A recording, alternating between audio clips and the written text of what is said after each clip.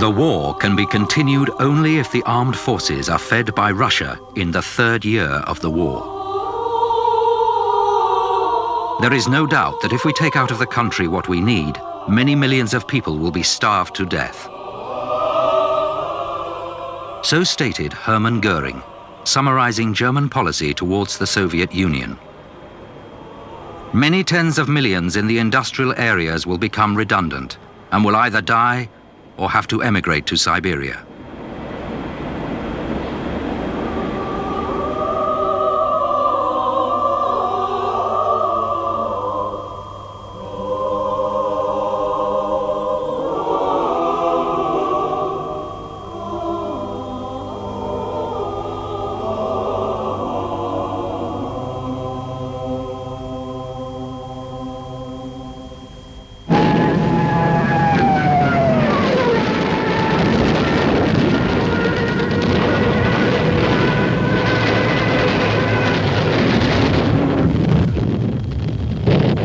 The launch of Operation Barbarossa, the invasion of the Soviet Union on the 22nd of June 1941, was Germany's most desperate gamble of the Second World War. It was a gamble Hitler felt compelled to take if his dreams of the complete subjugation of Europe were to become a reality. The result was the commitment of 3 million troops, 4/5 of Germany's total, to the most atrocious conflict in the history of warfare. Other consequences would last well beyond the peace of 1945. Consequences which would shape global politics for the next 5 decades and bring the planet to the precipice of nuclear conflict on more than one occasion.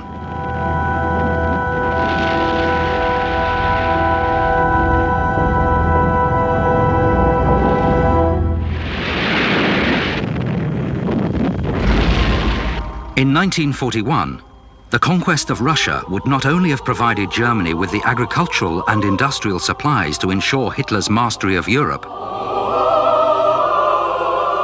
it would simultaneously rid him of the only military power capable of challenging his domination. The death of tens of millions of Russians was not only an economic necessity. Their destruction would pave the way for the Grossraum, a concept already under development by Heinrich Himmler as the culmination of Hitler's call for Lebensraum. The Grossraum was envisaged as a gigantic Germanic state stretching from the Atlantic Ocean in the west to the mountains of the Urals in the east. The Grossraum would be ruled by the master race of Germans, served by the more acceptable of the subhumans within its borders, but eliminating those like the Slavs and Jews believed too irredeemably decadent to survive. Once established, this superstate would provide Hitler with the ideal platform for his ultimate aim, the complete domination of the world. The day will come when even here in Germany, what is known as nationalism will cease to exist. What will take its place in the world will be a universal society of masters and slaves. Standing between Hitler and the realization of this vision were the armies of the Union of Soviet Socialist Republics, a fighting force whose condition of unpreparedness paid tribute to the paranoia of its political leadership and the excesses of a state which vied with Germany in the extent of its totalitarian oppression.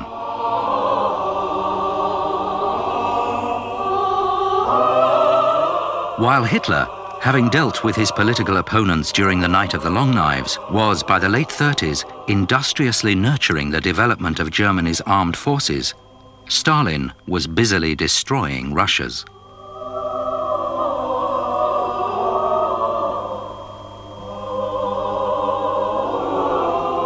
In 1936, Marshal Tukhachevsky, Chief of Staff of the Russian Army, was executed for treason following a trial which lasted only a single day. 6 of the 8 generals forming the court-martial which condemned him were themselves to be executed soon after. By the end of the purge, the Russian army had lost 3 of the 5 remaining marshals of the Soviet Union. all 11 deputy ministers of defense,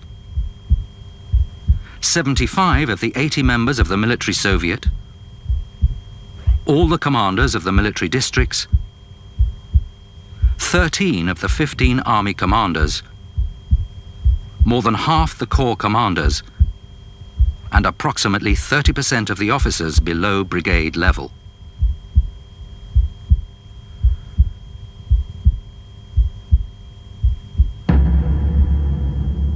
In Germany, Hitler singled out the Jews as the scapegoats for the nation's failure to achieve its true destiny. In Russia, Stalin put millions of people on trial accused of sabotaging the Soviet Union's industrial growth. Between 1930 and 1932, 5 million peasants who resisted the imposition of collective farming were exiled or sent to labor camps. Catholic and Orthodox priests, Soviet commissars, peasant farmers, Ukrainian nationalists, and ordinary industrial laborers were also deported, imprisoned, or shot. The dream of a brave new world had become the nightmare of a police state. As one despairing citizen exclaimed, "We all have ropes around our necks. I used to know what communism was. Now, who could know?" Though their ruling ideologies were radically different, the ambitions of the dictators of both Germany and the Soviet Union were ruthlessly expansionist. Hitler's were nakedly stated in Mein Kampf, but periodically rejected when diplomacy called for a more pacific approach. Stalin's ambitions were muted by fears of war with Japan and Germany and the economic necessities of world trade. In 1936, both denied coveting any of the territory controlled by other states. The changing map of Europe over the next 4 years would show how cynical a lie this was. In March 1936, Hitler marched his troops into the demilitarized Rhineland in direct contravention of the Versailles Treaty and the Locarno Pact, which he had voluntarily ratified the previous year. It was Hitler's first major territorial aggression. Had France done more than lodge futile protests with the League of Nations, it might well have been his last. Hitler was out on a military and political limb. His troops carried sealed orders to retreat at the first sign of French resistance. When it failed to materialize, Hitler's position within Germany was immeasurably strengthened and his faith in his own political intuition vindicated.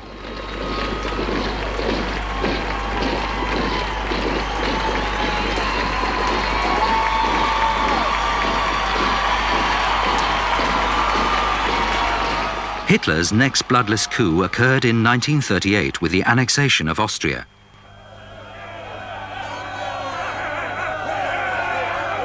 A combination of internal agitation from the Austrian Nazi Party and the complete outmaneuvering of Chancellor Schuschnigg saw Hitler again defy the guarantors of the Versailles Treaty and drive triumphantly into Vienna.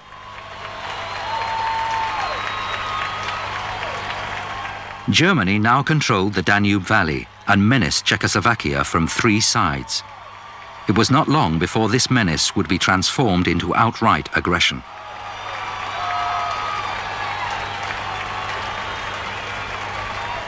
With neither Britain nor France willing to come to the aid of the beleaguered state, Czechoslovakia was forced to cede the Sudetenland to Germany. Hitler declared his expansion in Europe was at an end. Chamberlain, the British Premier, proclaimed that Hitler was a man who could be relied upon when he had given his word. 6 months later, German armies occupied Bohemia and Moravia.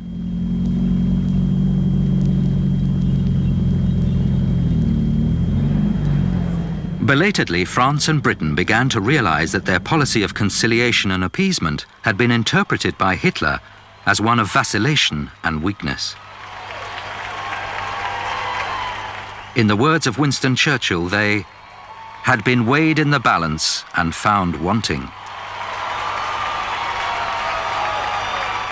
As they attempted to compensate for their earlier blunders by guarantees of military support for those countries still threatened by Hitler, they committed yet another.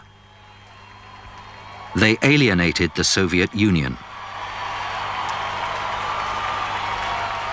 Stalin, at this point, controlled the balance of power in Europe. The Soviet Union proposed that any treaty of mutual assistance between Russia and the Western Allies should also guarantee the sovereignty of all the states from the Baltic to the Black Sea. France and Britain, pressurized by the majority of these states which rejected Russian assistance, rebuffed the proposal.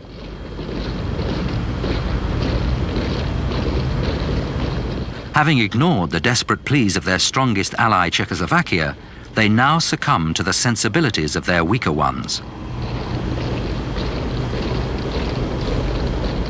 It was a mistake for which they would pay dearly.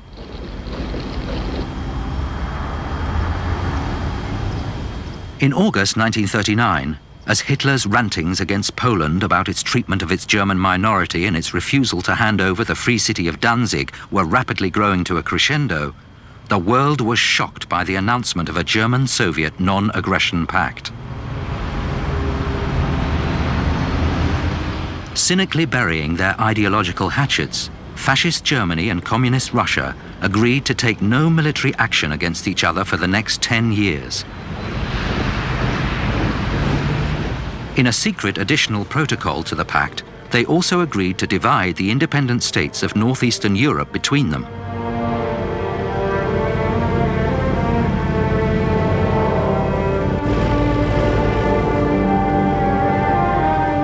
Having pacified Russia on September the 1st, Hitler sent 50 divisions crashing into Poland, including 9 divisions of heavy armor, supported by overwhelming air superiority.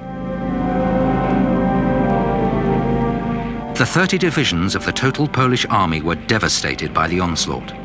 The 500 planes of the Polish Air Force were destroyed within days.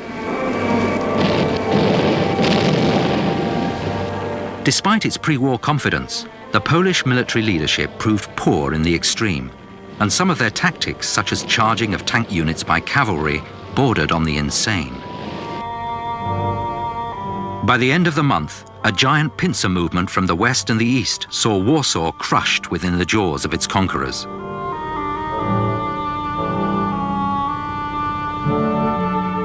After successfully repulsing a Japanese incursion into Mongolia, the Soviet Union was now in a position to implement its part of the secret protocol with Germany.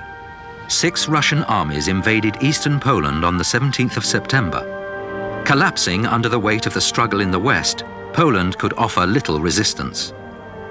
The German and Soviet armies appropriately met at Brest-Litovsk, where peace between both nations had been agreed in 1918, and proceeded to redefine their respective spheres of influence.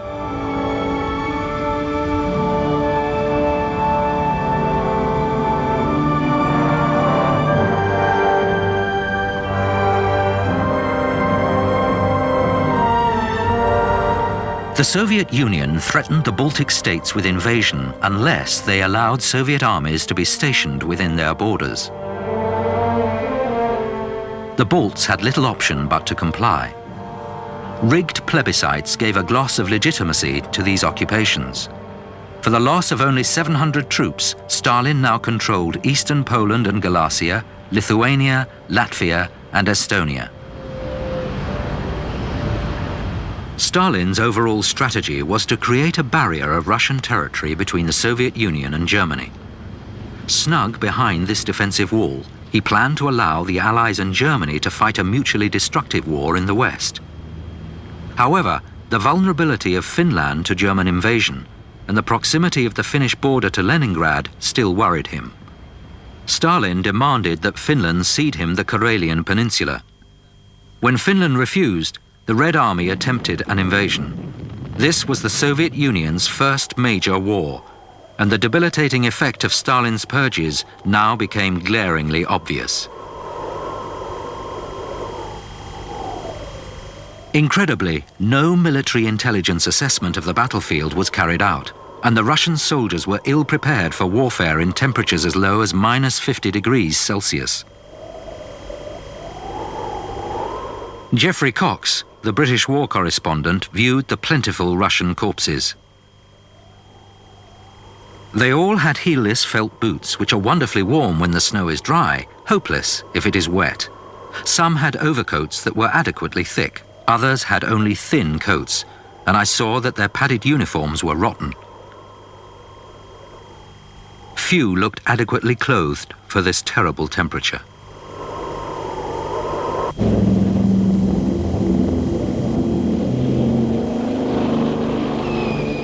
The first Soviet assault on the Mannerheim line of fortifications was a fiasco, resulting in easy repulsion and severe losses.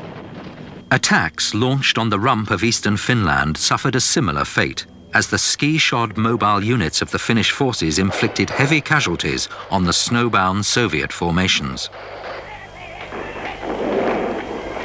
The Finns waited expectantly for aid from the US and the Western Allies, whose publics had rapturously applauded their gallant resistance. No aid arrived. Instead, on February the 1st of 1940, the Russians massed a force of 54 divisions on the Karelian front. The tiny Finnish army could not withstand such odds, given the ruthless disregard for the lives of their soldiers shown by the Russian commanders. By March the 12th, the Finns were suing for peace. Finland had suffered 58,000 casualties. Nikita Khrushchev, later to succeed Stalin as the tacit dictator of the Soviet Union, reckoned Russian losses close to 1 million. The Russians annexed not only the Karelian Isthmus, but also a wide swathe of territory to the north of Lake Ladoga. With the takeover of Bukovina and Bessarabia later in the year, the Stalin line had split Eastern Europe in two.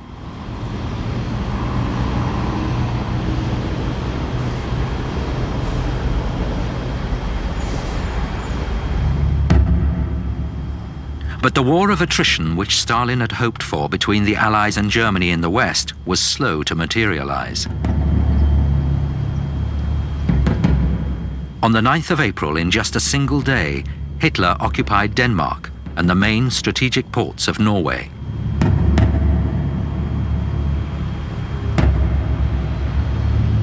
This assured him a constant supply of iron ore from neighboring Sweden, as well as the gain of valuable air bases which could be used against Britain.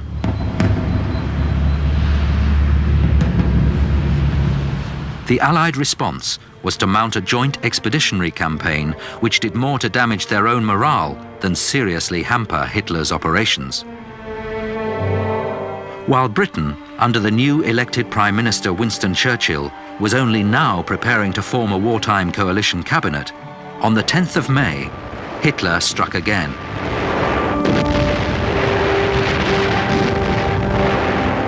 German tanks, supported by infantry, swiftly penetrated the thinly fortified borders of Holland and Belgium. Its bombers and parachute regiments destroyed airfields and bridges and blocked road and railways. The ferocious efficiency of this latest blitzkrieg led to Holland's surrender within 5 days.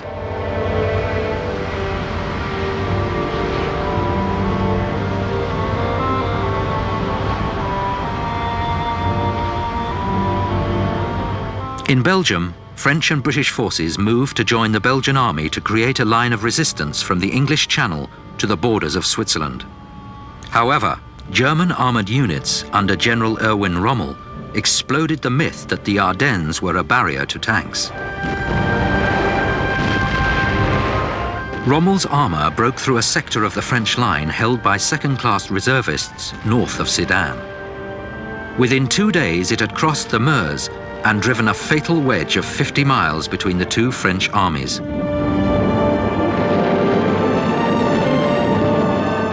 The British Expeditionary Force, and that half of the French army which had advanced into Belgium, was now cut off. Within a week, the German push had penetrated 200 miles into French territory, and the roads were awash with refugees. On the 20th of May, the German spearhead reached the English Channel.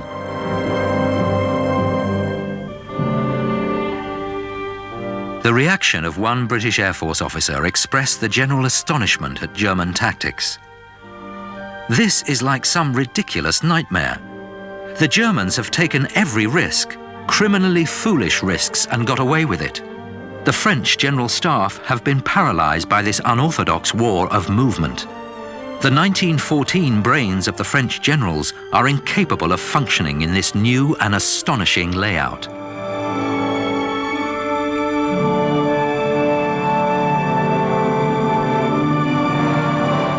Hitler's war for France was as good as won.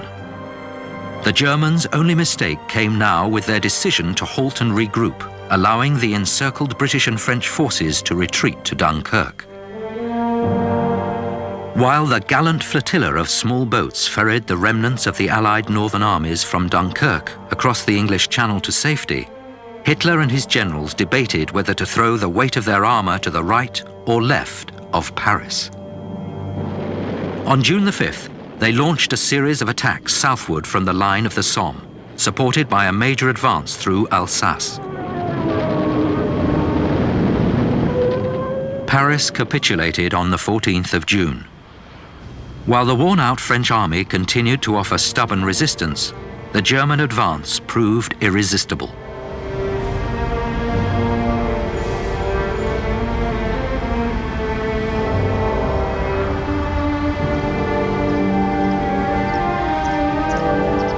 At Compiègne on 22nd of June, the French government signed an armistice which amounted to total surrender. Hitler was now undisputed master of Western Europe. The conquest of France had been achieved in a little over 6 weeks. The world was stunned. While the rapid conclusions of Hitler's previous campaigns were perhaps understandable, this contemptuous dispatch of a major Western power was nothing less than shocking. Stalin's hopes of a protracted war in the West seemed to have evaporated. The failure of the Luftwaffe in the Battle of Britain only made the Soviet position more vulnerable. An invasion of Britain had been postponed indefinitely. It would still be 18 months to 2 years before Britain herself would be capable of mounting an attack on the mainland of Europe. The German submarine blockade of her shores and the relentless bombing of her war industries might delay such preparations even further. The Western conflict was stalemated. On the 18th of December 1940, Hitler's feral gaze turned firmly towards Russia. The first Barbarossa Directive ominously stated that the USSR might be invaded even before the war with Great Britain was over.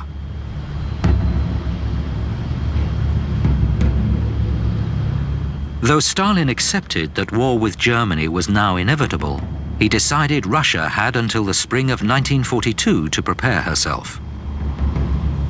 Even when he received urgent warnings from British and American governments, supported by intelligence from his own agent network that an attack was imminent, Stalin stolidly ignored them. He refused to acknowledge a reality which did not conform to his own preconceptions. His fanatical rejection of unwelcome information was so fierce that vital intelligence concerning German preparations were kept from him by subordinates fearful of the violence of his reaction. As the German build-up toward Operation Barbarossa continued, Stalin went to great lengths to pacify Hitler. He had already stated in an interview with Pravda in November 1939 that it was not Germany who attacked Britain and France, but Britain and France who attacked Germany. Stalin now forbade any criticism of Germany to be printed in the newspapers. He increased Russian supplies to Germany and withdrew recognition of the Norwegian and Belgian governments in exile. When Hitler successfully invaded Greece and Yugoslavia, Stalin expelled the Yugoslavian ambassador to Moscow and refused the request to recognize the Greek government in exile.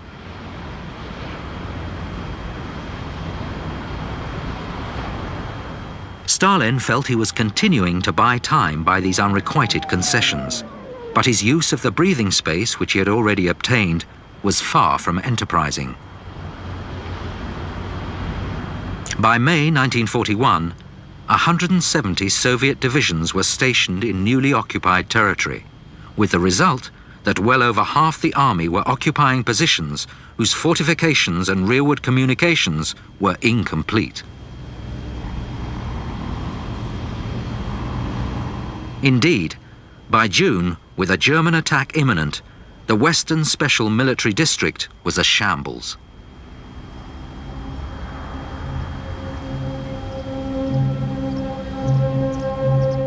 Many formations were between 6,000 to 7,000 men short of wartime establishment. Levies of experienced personnel had been hived off to build new tank and aviation units. Only one of 6 mechanized corps had received their full complement of equipment. 3 of the 4 motorized divisions had no tanks, and 4 out of every 5 vehicles in the tank fleets were obsolete.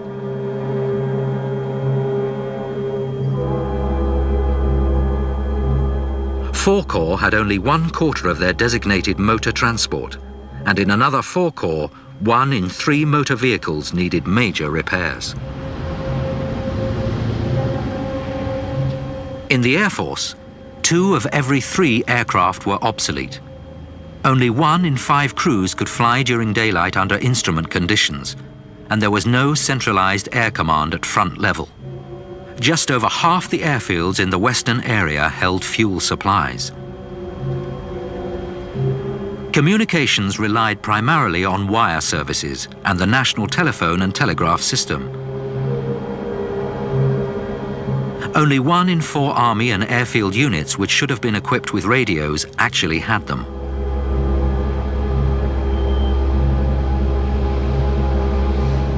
The major offensive plan for each army was not due until July the 1st, and their defensive strategies were only to be completed by November.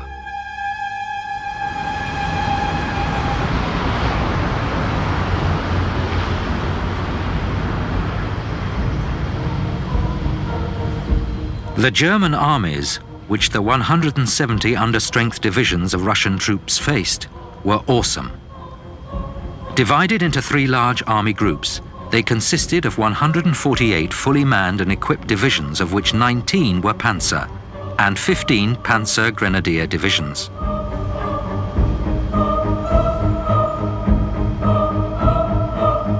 Army Group South was commanded by Field Marshal Gerd von Rundstedt and was charged with seizing Kiev and taking control of the Ukraine as far as the river Dnieper.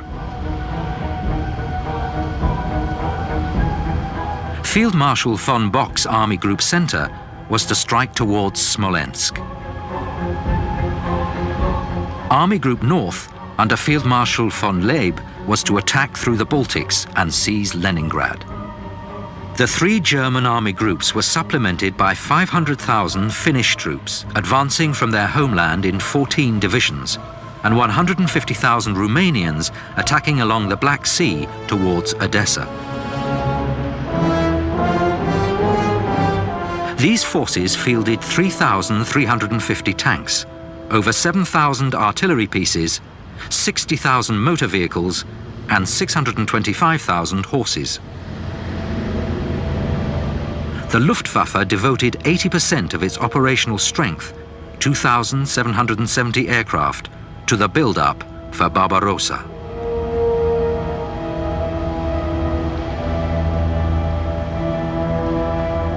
Even as 22nd of June approached and the build-up along Soviet borders became so blatant that even Stalin was forced to perceive it, the Russian army still clung to its peacetime structure.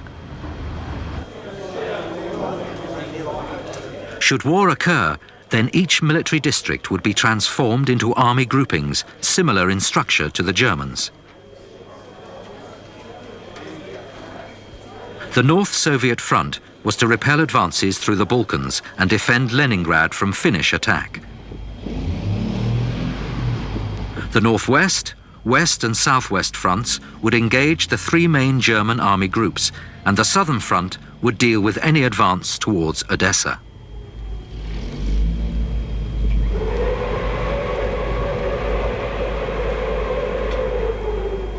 Behind the lines, the contrast between the warring nations could not have been greater.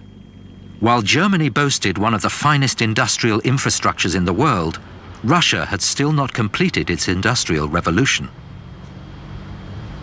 Stalin had declared in February 1931 that one feature of the history of old Russia was the continual beatings she suffered for falling behind, for her backwardness. For military backwardness, for cultural backwardness, for industrial backwardness, for agricultural backwardness. We are 50 or 100 years behind the advanced countries. We must make good this distance in 10 years. Either we do it or they crush us.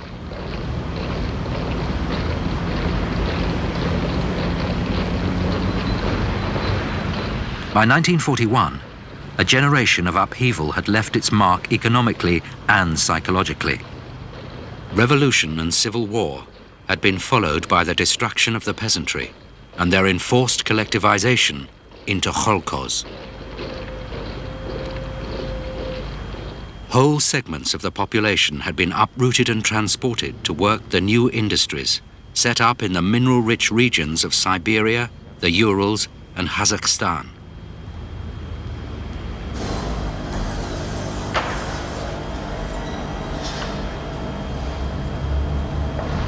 Isolated from the rest of Europe, the narrow strictures of the new culture were still being crudely and enthusiastically imposed on a society in almost constant flux.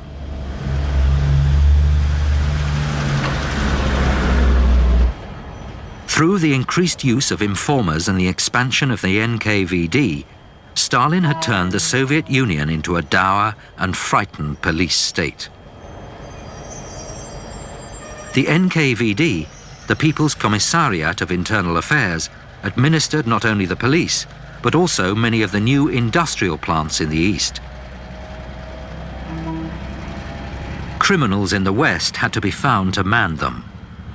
Justice, as excerpts from the Digest of Soviet Justice shows, had become arbitrary and brutal. Sometimes crimes were too great to allow the accused even the privilege of serving the nation in a labor camp. For having used property belonging to the kolkhoz without permission, in this case a horse and a boat for fishing, the tribunal applied the decree of August 7, 1932, and passed the death sentence.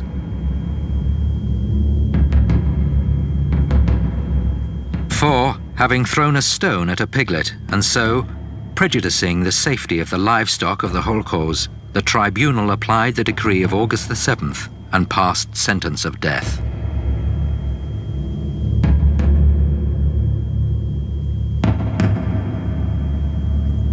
The Russian people, deprived of news of the build-up on their borders and subject to a media devoid of any mention of the increasingly anti-Soviet rhetoric of Hitler, were totally unprepared for the latest disaster which was about to descend upon them.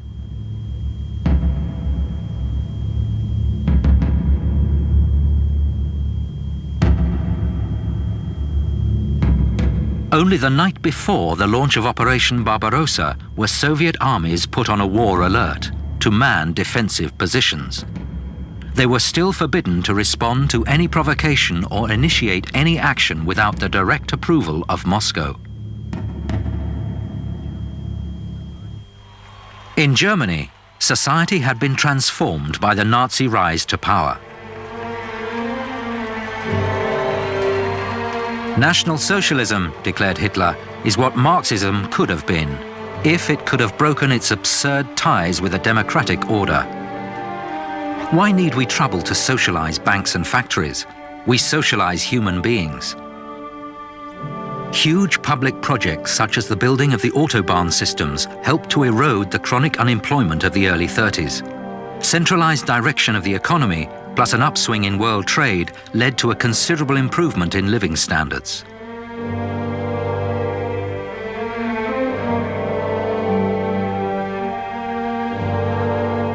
These material improvements were paid for by the intrusion of Nazi culture into every aspect of society. Artists were forbidden to use colors which were not perceived in nature by the normal eye. Religion was transformed into Führer worship. At the 1934 Nuremberg rally, Hitler Youth sang, "No evil priest can prevent us from feeling we are the children of Hitler. We follow not Christ, but Horst Wessel." Women had their own battlefield. With each child she brings into the world for the nation, she is fighting her fight on behalf of the nation. The penetration of Hitler's own personality cult into everyday life reached its zenith with the command that all citizens use the German greeting, Heil Hitler, on every occasion that they met.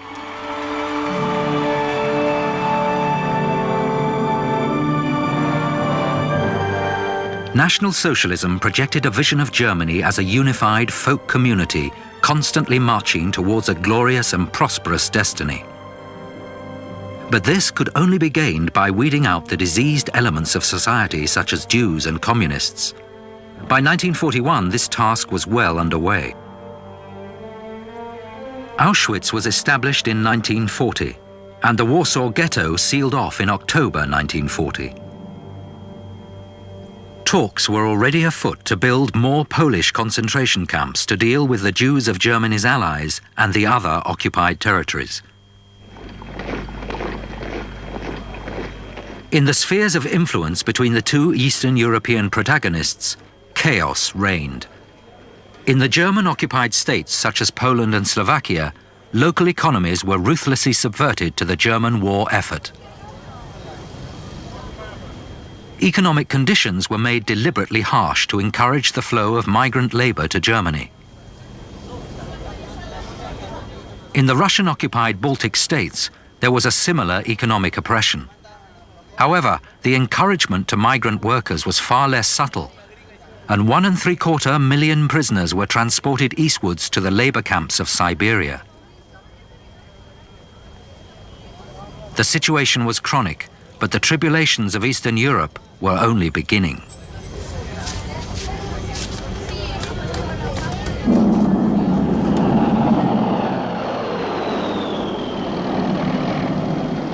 At 0400 hours on the 22nd of June 1941, the maelstrom, which was Barbarossa, finally erupted.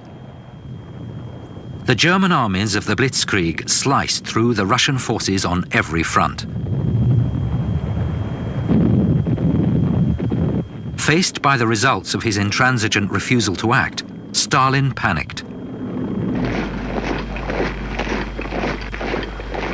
While his army headquarters desperately tried to piece together the most rudimentary picture of what was occurring, he ordered an immediate counteroffensive on all fronts. As the first reports of the devastation his own command had helped to create filtered through, he was shattered. "All that Lenin created we have lost forever," he declared. He finally retreated to his dacha, not to emerge until the 3rd of July. While the German panzer divisions swept all before them, it was the head of the Eastern Orthodox Church, Metropolitan Sergei of Moscow and Kolumna, who filled the breach left by Stalin and addressed the nation in an impassioned plea for resistance. The times of Khan Bati, the German knights, Karl of Sweden and Napoleon are back. Our fathers never lost their hearts even under worse conditions, because they thought of their sacred vow and not of personal dangers and profits. Let us live and fight to the glory of our ancestors and their glorious names, since we are kin to them in flesh and blood and belief. Let us remember the holy leaders of the Russian people, Alexander Nevsky, Dmitry Donskoy, who vouchsafed their souls for the sake of the people and the motherland. Let us remember the innumerable thousands of soldiers. May their names be glorified.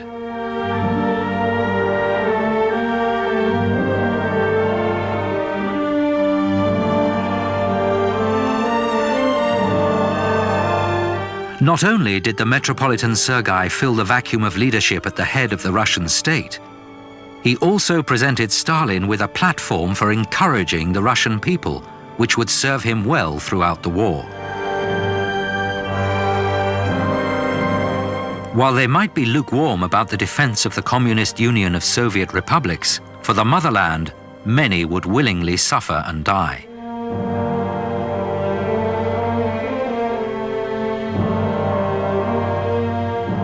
At the front, the rapier thrusts of the German panzer divisions were skewering through the chaotic Russian defenses.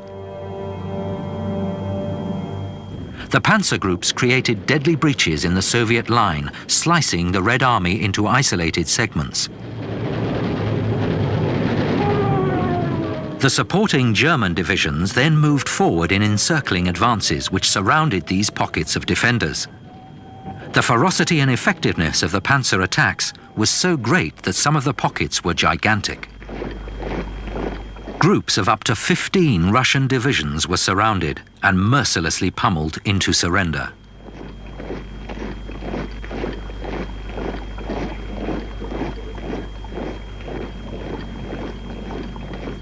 The encirclement of Minsk by the right flank of Army Group North and the left flank of Army Group Center yielded 300,000 prisoners, 2,500 tanks and 1,400 artillery pieces. 32 of the 43 Russian divisions concentrated in the area between Bialystok and Minsk were gutted within a week, and the road to Moscow penetrated to a depth of 300 kilometers.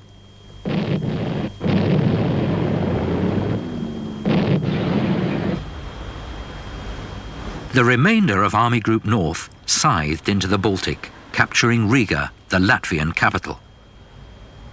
Only in the south were the German forces limited to shallow advances toward Lvov and Rovno.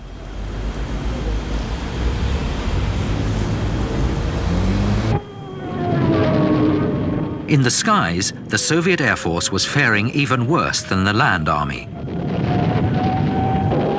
The mainly obsolete Russian fighters, 20 to 100 miles an hour slower than the Messerschmitt 109s, were constantly outfought. Many of them never got the opportunity of aerial combat.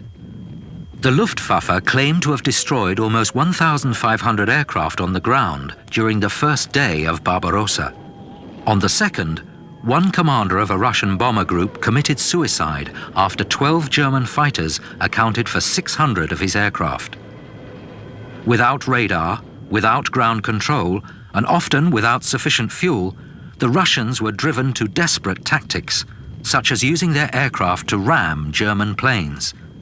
The inventor of this hazardous maneuver, Lieutenant Mikhail P. Zhukov, survived to become an ace with 9 kills and 5 shared victories to his credit. On the ground, chaos reigned. The Luftwaffe were pulverizing the rail and road links behind the Russian lines.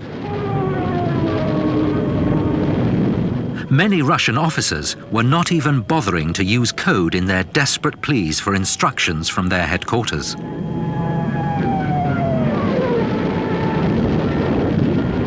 Struggling masses of uncoordinated troops were being slaughtered by the Germans as they attempted to obey Stalin's orders to counterattack. Others were being machine gunned by their own military police for fleeing from positions which were worse than hopeless. By July the 3rd, the battle for the frontier was over. The German armies had advanced along a line from the river Dvina in the north to the Dnieper in the south. General Halder, chief of the German General Staff, was declaring that the war against the Soviet Union had taken only 14 days to win. But German intelligence had totally underestimated the reserves which Russia could command. By July the 1st, 5,300,000 men had been mobilized. Stalin emerged from his isolation to broadcast the message of patriotism and resistance to the nation. For once, the Russian people were told the truth. The pre-war complacency which Stalin had done so much to foster had now to be undone. In Leningrad, when news of war reached the factories, the general consensus was a Russian victory within a week. Well, it won't necessarily be over in a week, one Russian worker was reported as saying. It will take them 3 or 4 weeks to get to Berlin. A grave danger hangs over our country, announced Stalin. The issue is one of life or death for the Soviet state, for the peoples of the USSR. Stalin now took direct control of the Red Army. One of his first moves was to recall those generals who had most conspicuously failed in the field and have them shot.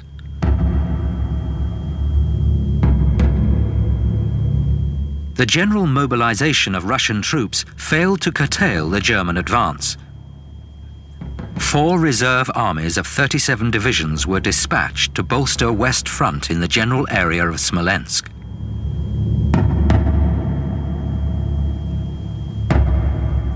The Germans countered with yet another encirclement, and the panzer groups of General Hoth and Guderian smashed through the Soviet line, and 300,000 Russian troops were caught in an indefensible pocket.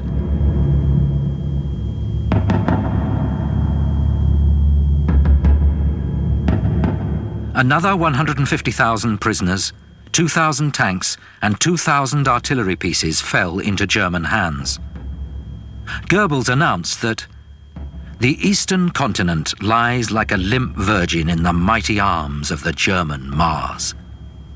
Army Group South finally broke through the Russian southwest front, and another pocket yielded a further toll of 100,000 prisoners. The devastating speed of the German advance was due to the power and tactical brilliance of its panzer divisions. The concept of an integrated armoured force had intrigued the German military since the close of the First World War. By the early 30s, 10 prototype tanks had been designed and built in secret. Ironically, the initial development of what would become the most technically accomplished and cost-effective tank program ever seen took place at the German-Soviet tank school at Kazan in Russia.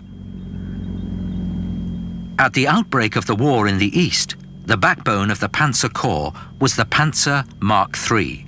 Weighing 18 tons, the Mark III carried a crew of 5 and had a maximum speed of 18 miles an hour. Its armour varied in thickness from 8 to 30 centimetres, and it was armed with a 50mm gun and 2 machine guns.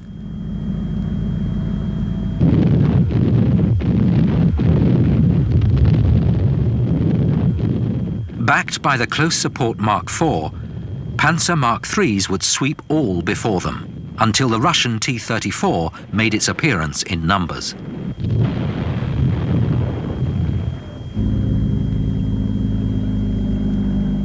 Russian armoured warfare was inhibited by Stalin's disenchantment with dedicated tank divisions, which had led him in the 30s to utilise his armour only in the support of infantry formations. After witnessing German successes on the Western Front, Stalin changed his mind, but the reorganization of Russian armor was not completed before the launch of Barbarossa. Even though Russian tanks outnumbered German 2-to-1 at the front and 6-to-1 overall, tactical ineffectiveness, obsolete models, and widespread disrepair tipped the advantage overwhelmingly in favor of Germany during the first stages of the conflict. But ground forces were only part of a blitzkrieg operation which saw German advances of up to 50 miles per day.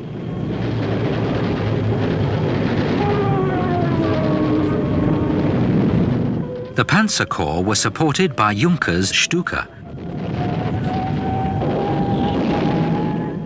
It was at its most fearsome as a dive bomber. Screeching out of the sky like some furious raptor, its air brakes allowed it to slow to a speed which enabled its bomb load to be delivered with almost pinpoint accuracy.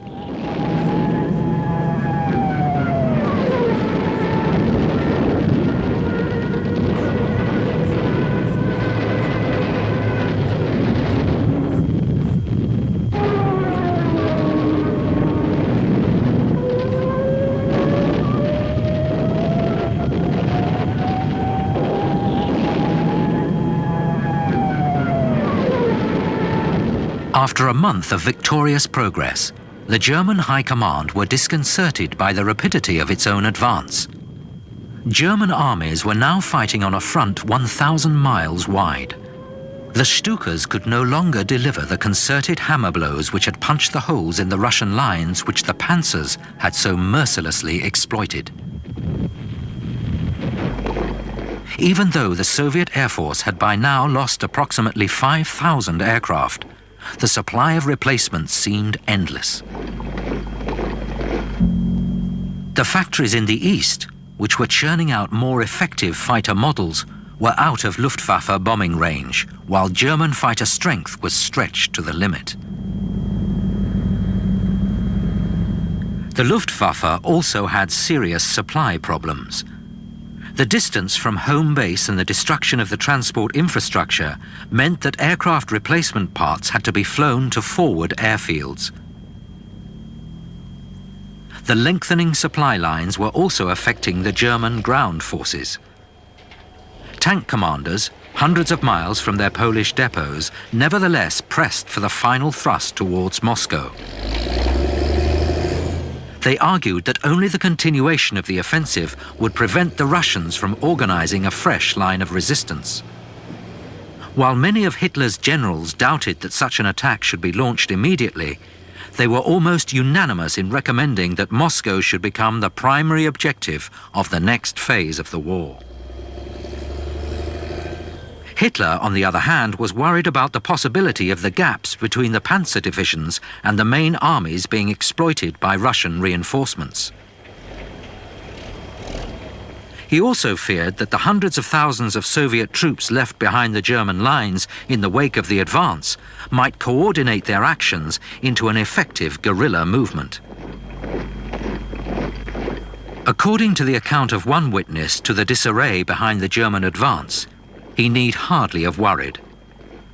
Thousands of mobilized men from various places which have already been captured and from near the frontline zone roam from place to place. They lack any purpose, any sense of order. They have no uniforms, 20% are barefoot. The leaders are leaving, and they are abandoning us to ruin.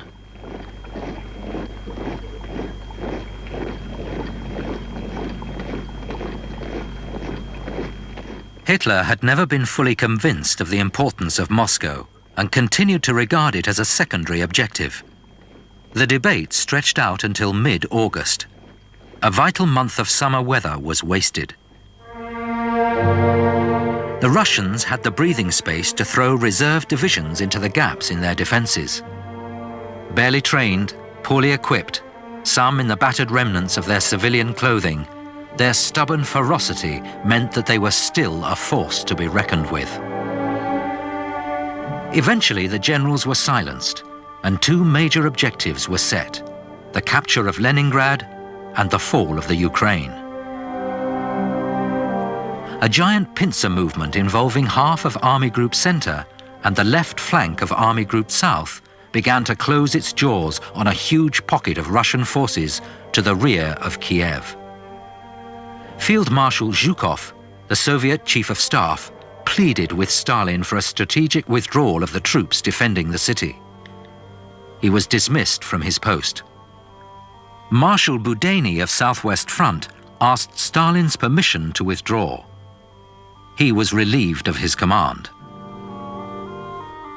Marshal Timoshenko, the newly appointed Southwest commander, arrived just in time to see the trapped Soviet divisions crumble.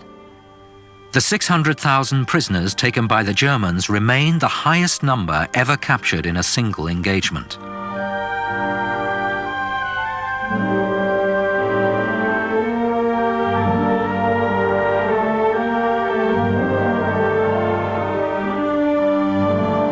The battle for the Ukraine now centered on the Crimean Peninsula, where the right flank of Army Group South pressed the Soviet 51st Army back towards Sebastopol.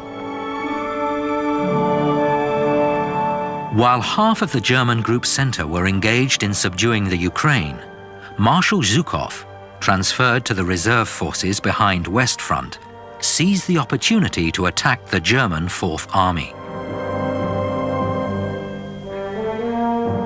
Occupying a salient near Smolensk, the Germans were now themselves vulnerable to encirclement. The Fourth Army was thrown back 12 kilometers, but without sufficient tanks and aircraft, Zhukov failed to tighten the noose he had fashioned. However, in terms of morale, Zhukov's counterthrust was highly significant. His action was the first substantial Soviet counterattack of the war.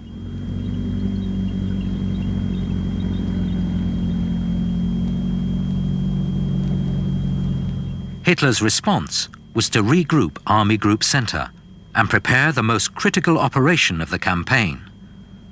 Operation Typhoon, the drive toward Moscow, was finally underway.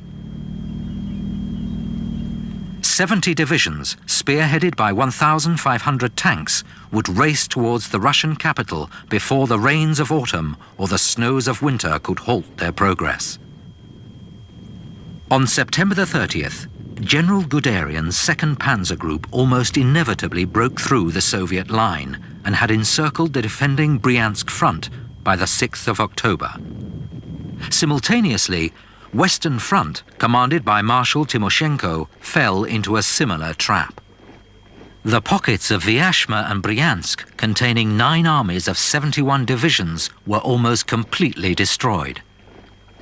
Another 660,000 troops faced the grim hospitality that the German army meted out to prisoners of war, and the road to Moscow lay open.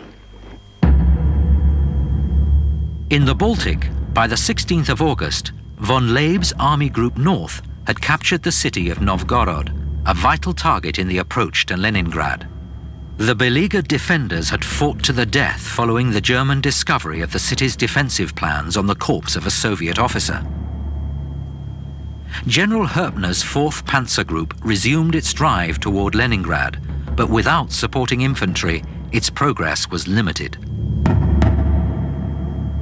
Leningrad was a vital center of the wartime production industry, and reserves and equipment were poured into the defense of the city. The citizens themselves formed Opolchenia, militia divisions which were flung against the Germans more in despair than hope. Following a basic training period averaging 16 hours, the 1st Opolchenia Division was sent to the front 6 days after being formed, the 2nd 2 days, and the 3rd the same day it was established. Despite such gargantuan efforts, the first shells began to pour down on Leningrad early in September. With the arrival of the 18th Army to reinforce the panzers on the 8th, the German stranglehold on the city tightened further. The capture of Schlüsselburg to the east signaled the end of rail transport. Schlüsselburg was also the terminus of transportation on Lake Ladoga, which networked into the main Russian waterway system. The already starving citizens of Leningrad were now cut off from their meager supply lines. When Marshal Zhukov arrived to take over the defense of the city on the 10th of September, he found the defenders in an advanced state of disorganization and the inhabitants close to panic. Undaunted, he briskly set about bolstering its defenses. A shortage of anti-tank guns was dealt with by converting anti-aircraft artillery to the task of halting the panzers. 6 brigades of naval infantry and students were formed, and reinforcements drafted in from the Karelian Isthmus. Zhukov began to take the fight to the Germans through raids and counterattack, but by now the German troops had pierced the inner circle of defenses and were rampaging through the suburbs. After a furious exchange of advances and retreats, at the end of the month, the defenders were still hanging on to their city by their fingernails. It seemed inevitable that Leningrad would capitulate. But as Zhukov awaited a renewed assault, the 4th Panzer Group suddenly departed to join the battle for Moscow, and the remaining German forces began to build defenses. Leningrad would not now be taken by force. It would be starved into submission.